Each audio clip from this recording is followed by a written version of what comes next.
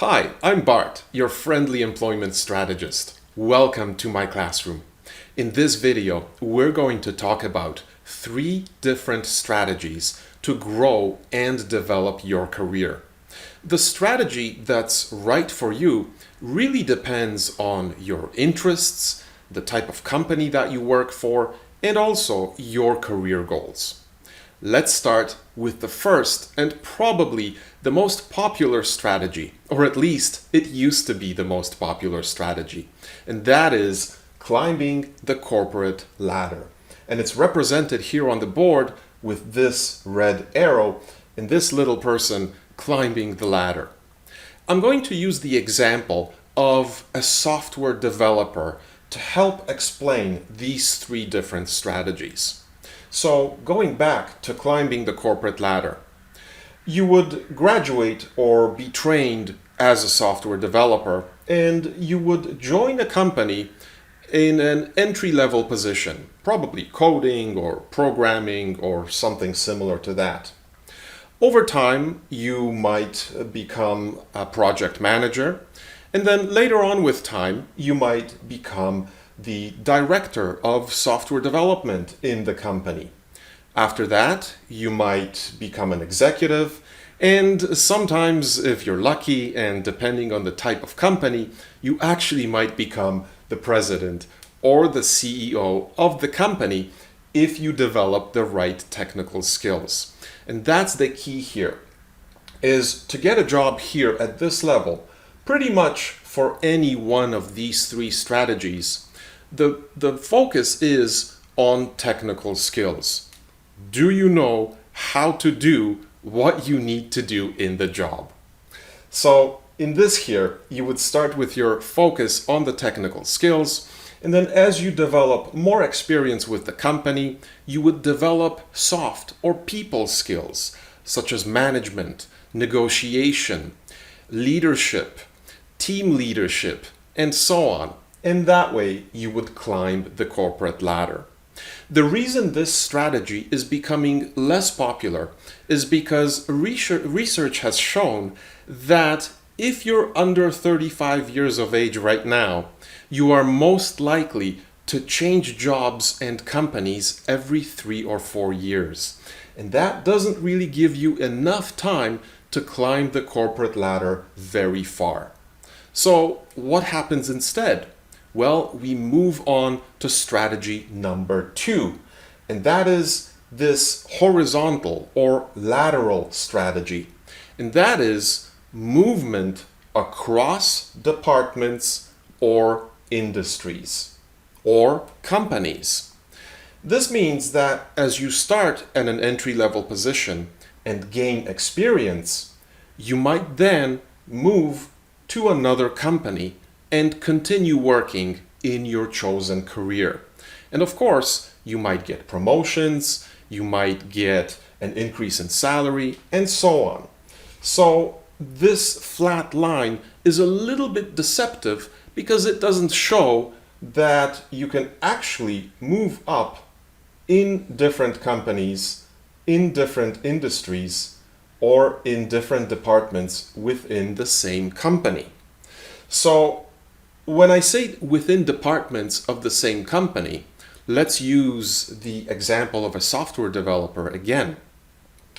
Let's say that, again, you start as a software developer, you gain experience, you gain new skills, but you have other interests. Perhaps in addition to software development, you're really interested in managing people. So you might decide to move eventually to a different department within the same company.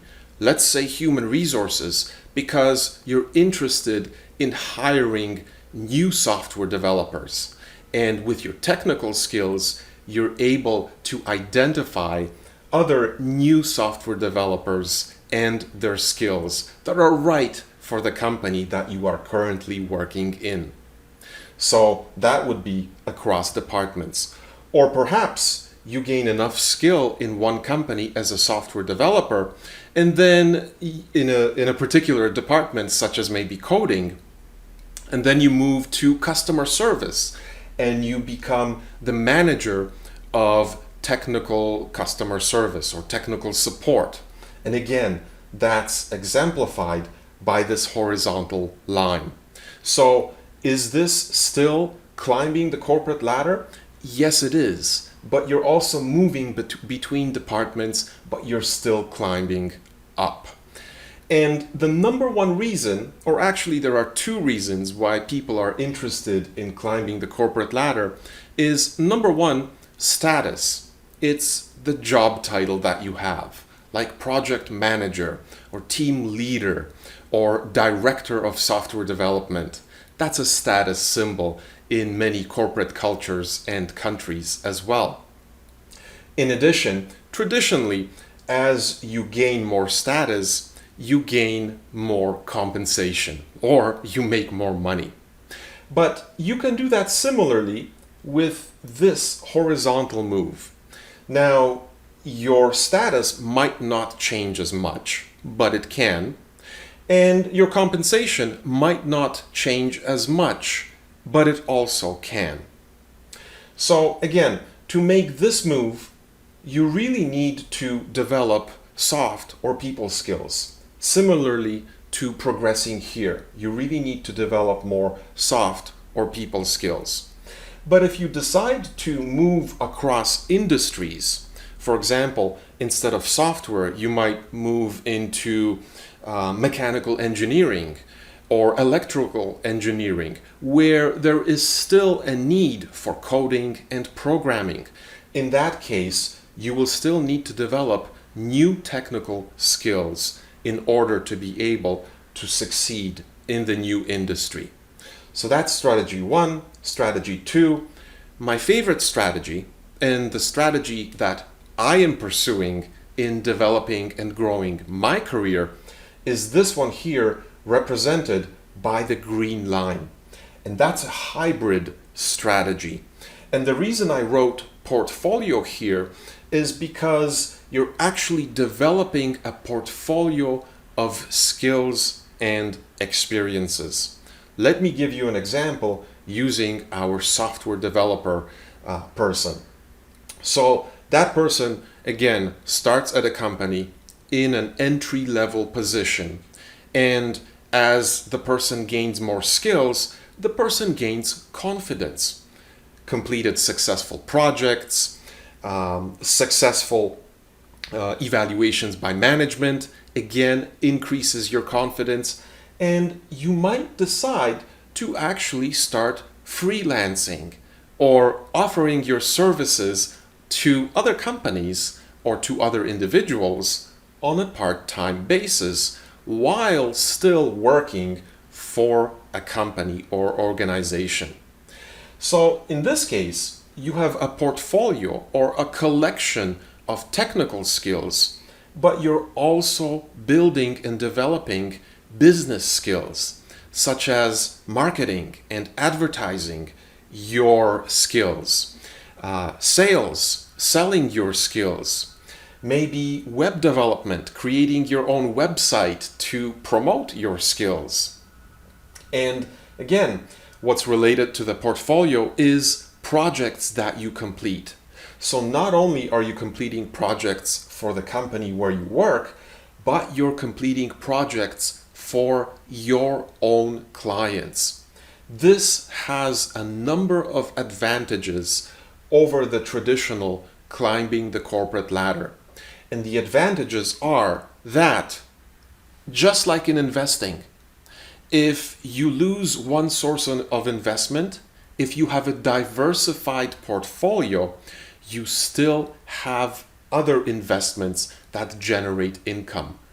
To translate that into your work or career, this means that if you lose your job for whatever reason, you get fired, you get downsized, and so on, you still have something to fall back on and still earn an income.